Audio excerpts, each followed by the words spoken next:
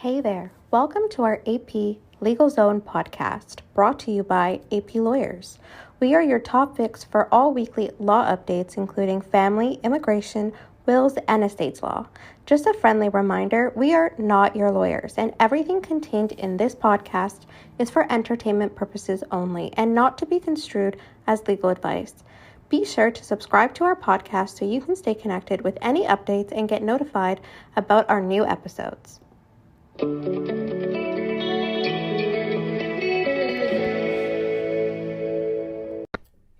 Hi everyone, my name is Sherine Abdi and I'm with Angela Princewill, and in this episode we want to talk about common grounds to set aside a domestic contract. Yeah, this is an interesting one because not because people ask me, actually. People don't ask me as often as I hope they will, but mostly because the requests people make, I always have to come back to this topic and say, no, we can't do things this way, because if we do, your agreement gets set aside.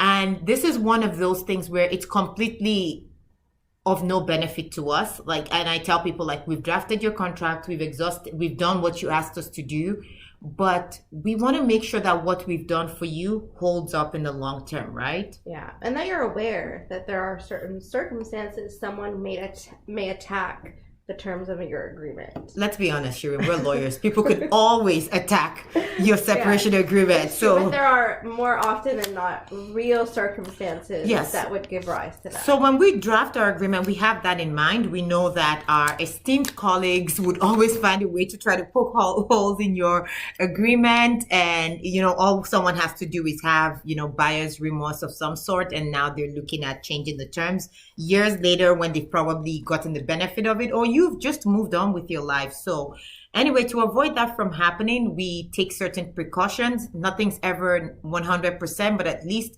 if you pay attention to these pitfalls and understand reasons why agreements get set aside, then you can ensure that 99.99% that it does not happen to you, right? Yeah. So, okay. Why does that sound like a Lysol commercial? Okay, so where do we start? Maybe particular authority that the court has to set aside an agreement, or the common grounds, I should say. Okay. One of which is if a party failed to disclose to the other significant assets or debts or other liabilities when entering into the separation agreement or a domestic contract. Sorry, we deal with separation agreements a lot. Yes, so it could even be a marriage contract. Yes, so this is a very interesting one. People don't like to disclose, and for different reasons. For separation agreements, it could be because it's a hassle, all of which sometimes don't even necessarily mean they're hiding something. Yeah. In the context of marriage contracts, I know that sometimes people don't want to disclose their assets to maybe the person coming in, especially if you have a lot of assets. You're like, well, I don't want her to see me differently, or I don't want the dynamics of our relationship to change if he realizes that I'm worth a few more millions than he thought I actually was worth, right? Exactly. So, but you're putting your agreement at risk by not disclosing. I'm a fan of just disclose it, and whatever wants to happen should happen now. Yeah, let it happen now and not. And let's deal with it 5 years later when you think you have an agreement, it's all kumbaya, and then you've started your new life if this is a separation agreement, or you've entered into a marriage contract thinking that what's going to happen when the relationship breaks down. You'd be surprised. Yes. Yeah, no, I agree. So yeah, it's sad to think to organize your affairs thinking you have a valid contract, only to find out years later that because of that disclosure you didn't want to give for whatever reason, whether it's because it's a hassle, because you just don't want to change dynamics of things, whatever it is, but that's now essentially jeopardized this agreement, and you might even be in a worse place than you would have been if you had originally dealt with this situation at the time.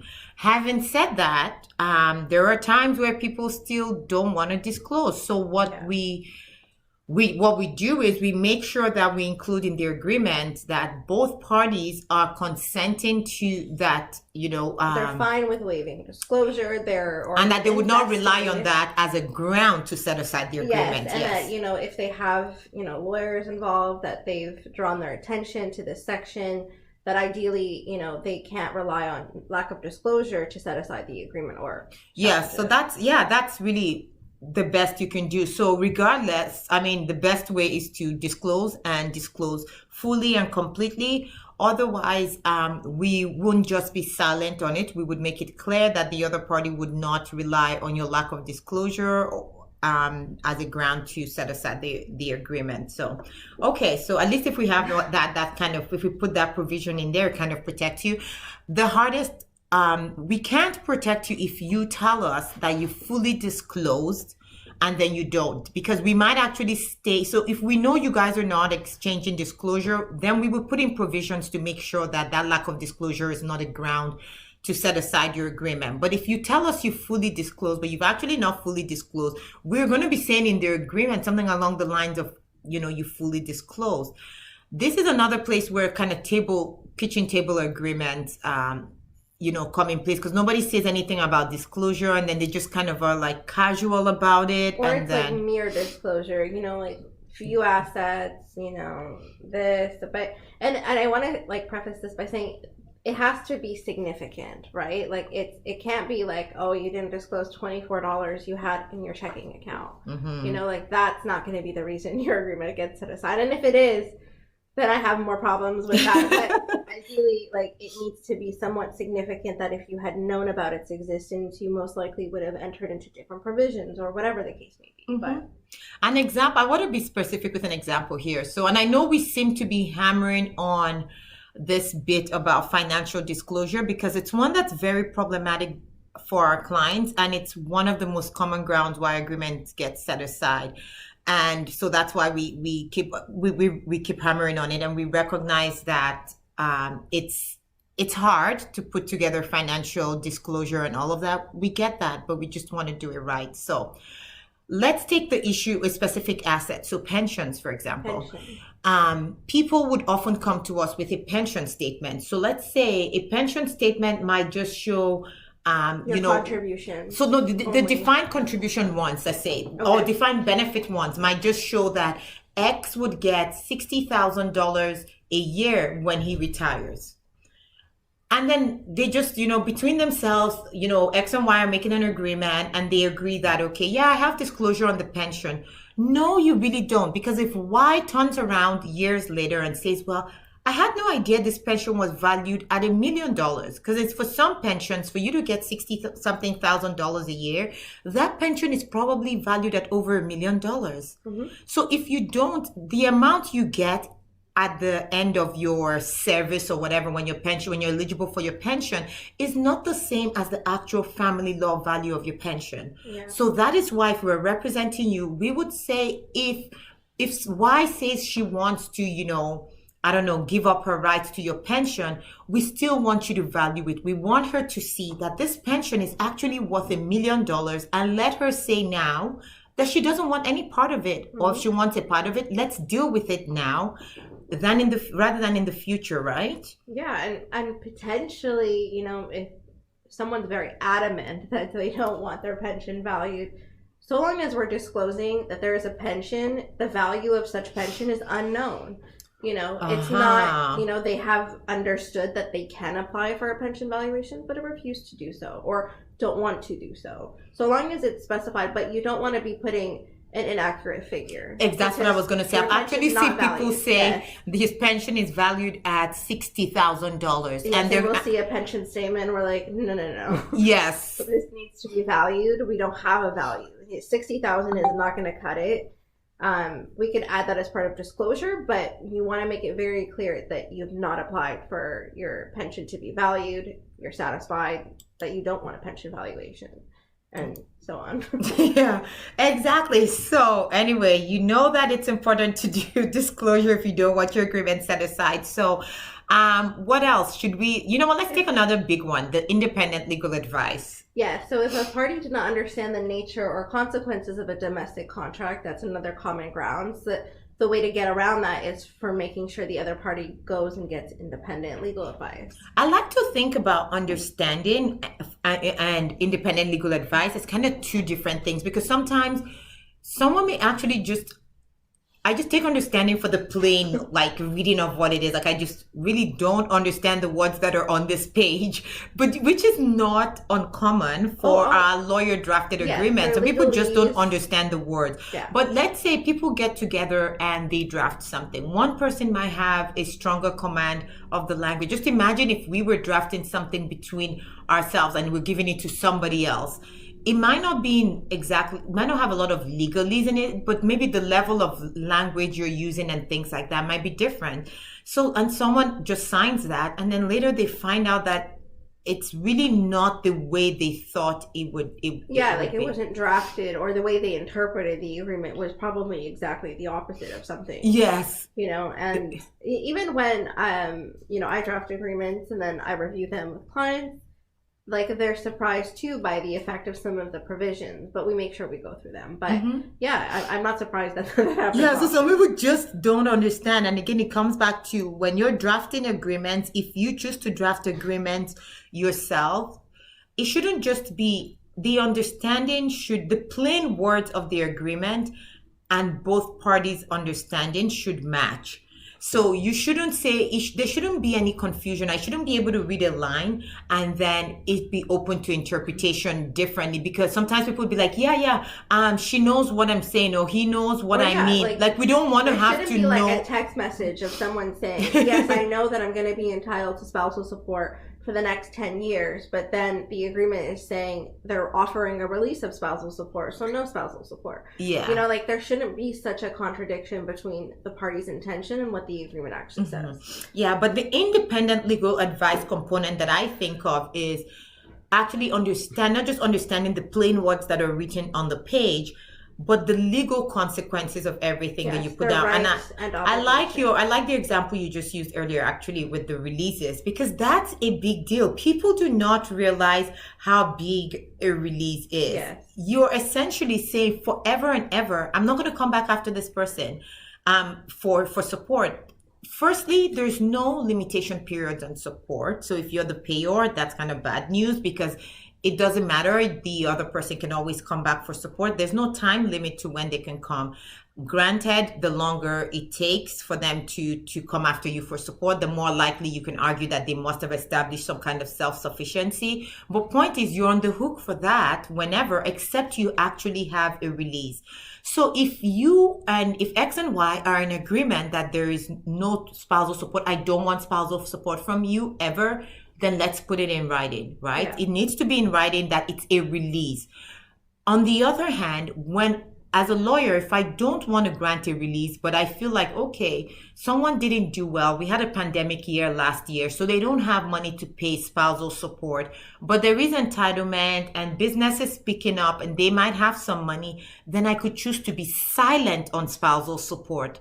And that silence is not the same as a release. Yes, or you can choose to add an automatic review of the issue of spousal support. Maybe dependent on a child no longer being dependent, or whatever the case may be. Yeah. No, that's why you need to get independent legal advice. You do. Right? Especially if you think that, like, there's no actual specific release of spousal support, and you're I see that a lot. People come to me and with you want to make sure it's there, especially if you're representing. They're telling me it's a release, and I'm like, you don't have a release. It's though. Silent. It's not there. We need to add that in. So that's something where we think independent legal advice is crucial. Yeah. It is another, even something as, like, I always refer to child support as a very black and white issue. But again, it's important that you understand your obligations. So some people, they might have an agreement that just says, A is paying child support in an amount that's less than the guidelines, and that's it. And while that might be the case, what you don't understand is if you don't make it very clear that there's other arrangements and maybe possibly specify what those arrangements are for the child, you may not recognize that you're exposing yourself to a future retroactive child support claim. Yeah. And child support being as black and white as it is, somebody just needs to turn around 10 years from now and say, well, each year he or she underpaid child support by I don't know, $10,000 a year. Now you have a $50,000 or $100,000 bill if it's 10 years later. You know what I mean? So we will tell you, or your lawyer will tell you that if you have independent legal advice, they would want to make it specific or make you know what your obligations are, make you understand that signing the agreement the way it is doesn't protect you. I mean, there's so many examples. Like when we're consulted to give independent legal advice, the amount of times that someone is very surely unaware of what their rights are. Oh, yeah. It's like, in using your example of child support, they don't know, or some may not know there is a guideline amount. There is a specified amount that is to be paid based on obviously the arrangements and the incomes. Yeah. And so they're often surprised. And when, either they want to renegotiate those terms, and the most often is, for me, spousal support. People don't even know they're entitled to spousal support. They think because they're not married that there's no entitlement. Yeah. Or the property division, if it's jointly owned or if it's solely owned, especially if it's the matrimonial home. There's so often times where it's just a shocker to someone. Well, I'm glad that they came and got independent legal advice. That's the relevance of making sure that someone is aware of what those are. But no, but you're right. And you can see from these examples, and honestly, we could keep going on and on. We could spend an entire hour just talking about like different things we uncover in the process of giving people independent legal advice, some of which have saved them from a sneaky partner, or some just poor drafting or lack of understanding, whatever the case may be. But you just need to get independent legal advice to understand sort of your obligations and your responsibilities under the agreement. Yeah, right? Like the cost of something like that versus like the potential consequences, like they don't even meet each other. Like it's worth it. I agree. It's worth it. Even with agreements that we draft, we're very insistent on going to get independent legal advice. And again, I don't like the idea of leaving something to a very future date, except it's conscious, okay? If I'm saying, I could consciously say to a client, like, you know what, let's be silent on support. We'll deal with this later. Let's see how the economy goes or whatever. Now, that's a conscious decision. I've also done independent legal advice where I've told people that they could get 2-3 times more than what they're getting under the agreement, and they tell me they're fine with it. I don't believe everybody's agreement must be exactly to the letter of the law. That's not my belief. I believe that there's some things that are more important than money. There's deals that people give. People come to different deals for different reasons, and I respect everyone's right to do that. But you need to make an informed decision. I just don't like uninformed decisions. If you're looking at all the facts and you're telling me, Angela, I'm aware this is how much is made. I know I'm entitled to this and that and that. I know that this is the amount I can get in property, or there's a potential that I could get way more, but I'm fine with what I have. Then I respect that, right? Yeah. So that's the same courtesy that I want to make sure the other side has when I'm the lawyer drafting their agreement. I'm like, if you're sure that your partner is on board with the terms we've agreed to, let he or she go get that independent legal advice. Otherwise, your agreement could get set aside, especially if you're the party that got the greater benefit. Yeah. So if it's the flip, if it's the reverse, I'm not very adamant that that person go. If I already know they're getting a great deal, a deal that is beyond their obligation of the law and their rights and their entitlement, like. I still want them to get independent legal advice, but I'm not, you're not as particular. Worried about, protecting my client in the future. But, you're not thinking it will be set aside, because even if they try to, I'm like, if they revisit their agreement, exactly. If they revisit their agreement, it might actually work out better for your client. So that could be as it may.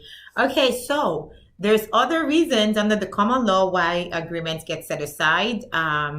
And these are in accordance with the law of contract. So I'll kind of list them and then maybe we go through individually. Okay. So there's unconscionability, undue influence, mistake, repudiation, duress, and misrepresentation. Okay, so unconscionability.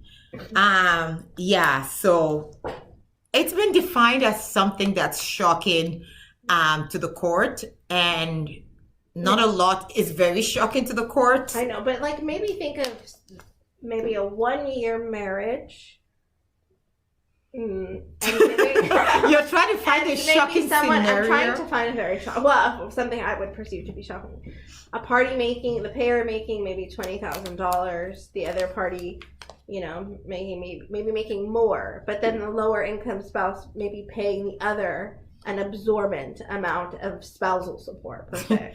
So that to me is shocking. Okay, you have created a very shocking scenario for yourself there. Or giving someone a $2 million settlement when they're maybe entitled to $200,000. Yeah. To me, that's shocking. So unconscionability and unfairness are not the same, okay?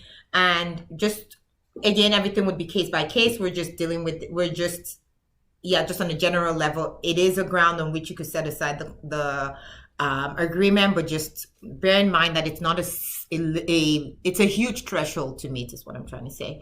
And undue influence. This one's a very interesting one because, it's in the words, okay? It's not just influence, it has to be undue. And it could appear in all kinds of ways. Where I fear this the most, quite frankly, is when I'm dealing with marriage contracts. Yes, or individuals. Yeah, actually, that is. Yes, because if there is, and I'm happy to say that there's case law that has said the fact that somebody wants to get their agreement signed before they get married doesn't constitute undue influence. Yeah. Because people leave the marriage contracts to the last minute, and I get it. It's not glamorous. I would rather myself be dealing with the floral arrangement and my dress and things like that. I get that. But your marriage contract is one of the things you have to think about. So people leave it to the last minute. All the other arrangements are set, and now now they don't they're about to sign between hair and nail appointments, for example. No, literally with hair rollers and needing to come into their lawyer's office. That to me is a red flag. Yes, it's very uncomfortable. The good thing, and what I always tell people is, we can sign this on Monday. If your wedding's on a Saturday, we can sign this on Monday. The beauty of Ontario, we don't have a prenup. What we have is a marriage contract. So at any point you can sign it. Yes, it's nice. I know you don't want to think about us while you're on the honeymoon. You want to completely forget about us, and we want you to do the same. But if you feel, we don't want you to feel like we're pressuring you into doing this. Before you have a chance to maybe think about, when it looks rushed, it's a red flag. But a marriage contract can be entered into at any point after your marriage. So there shouldn't be that element of the undue influence, the stress, the anxiety, the rushing. It doesn't need to take place. But so some people, and I know I would probably be in that camp, want to wrap things up nicely, just like the way the reception's right after the wedding. It's just kind of on your checklist. So flowers, get marriage contract done. It's not the most romantic way you listed it, but roses, flowers, marriage contract. It is there. So if you want to do that, but just be mindful that if we're not pushing the other side as much, it's because we don't want it to seem like they're being unduly influenced. Nevertheless, you can decide that you're going to cancel the wedding if it's not signed. So there's been times where I've had situations where someone says, if it's not signed, I'm not going through with the wedding. And that is a fine line between undue influence or not. Again, it depends on the fact. I have been involved in a situation like this, and I can tell you for a fact that it was not undue influence. They just wanted to get it done, and the other person says, I want this contract. If we're not signing it, we're not getting married. And there's case law that supports that position. The other party could have just postponed the wedding and had it another time when the contract's done. Yeah. And another example would be if you're entering into a separation agreement and part of your agreement is, property division or a lump sum of spousal support, but they don't get that until they sign the agreement. And the other party maybe is in need of resources, so wants to sign something, and the other party threatening you will not get anything. Or lowballing you. That's a good example. So you might be entitled to $1 million, but the other person knows you're so desperate for money, and they're willing to tie up your $1 million resources for the next few years. Or you could sign and take $200,000 now, and you're in a desperate situation. That's a very good example, Sherine. That is. It happens. Okay. So mistake is mistake. If there's a mistake, it's not what you guys intended to contract to or whatever. Now, obviously, there'll be weighing of the evidence and things like that to find out what actually was agreed to. But if there's a mistake, come on, the agreement's going to be set aside on those grounds. One person, changing their mind, if misrepresentation, it could be misrepresentation with regard to your finances or any number of things. But anyway, point is, your agreement can be set aside for a lot of reasons. If you don't disclose, if you don't understand the agreement, if the other side didn't get independent legal advice, and if there are all these other factors that Sherine had mentioned earlier. Okay, so Sherine, is there anything you want to add to that? No, I feel like we've covered a lot. Okay. All right. Yes, I know that we could go into further examples regarding like misrepresentation and repudiation, but you get the idea. The point is there's steps that there's things we can do to it, and we make sure we're mindful of that when we draft your marriage contract, so that we ensure that it's not set aside. If we're asking you to do anything like disclosure, getting independent legal advice, things like that, it's because we want to make sure that we take all these precautions so your agreement is not set aside.